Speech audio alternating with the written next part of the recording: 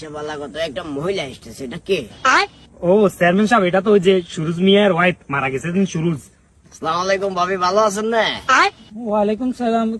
Chairman সাহেব কি অবস্থা, আছেন না? বালা আছি, ভালো আছি। আপনার হাজবেন্ড তো আমার সাথে চলাফেরা করতে, একসাথে ঘুরাঘুরি করতে।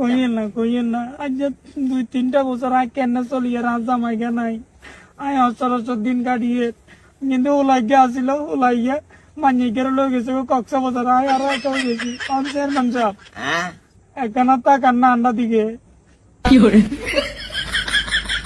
ওই চেয়ারম্যান সাহেব, হ্যাঁ। ওই মানবতার দিক থেকে মানে টাকা পয়সা দিয়ে একটু সহযোগিতা করতে পারি আপনি কি? না টাকা বেলা কইছে যে, আচ্ছা যাই হোক ভাবি, চিন্তা করিয়েন না, বয়স তো কম হয় না। ওই জন্ম নিবন্ধন কার্ড, আইডি কার্ড এগুলো দিলে আমি বয়স্ক ভাতারের ব্যবস্থা করে দেব। মা কি বদমাইশে না, আমার কি বয়স্ক পাত্রের কথা কইছি নাকি? এই চার কত জানে পালা পালা ব্যাট ব্যাট অফার দিছে না, আগে এগুলো লোক আগে অত্তর হয়েছে নাকি? আমি এখন কি এই কথা কমে বলো, ফালতু মহিলা। তুই তো অন্যভাবে নিছো ব্যাপারটা। আমি বাতারের কথা কইনি, বয়স্ক ভাতা মানে টিয়া টিয়া হিসা লই। আমি তো বুঝি হান না।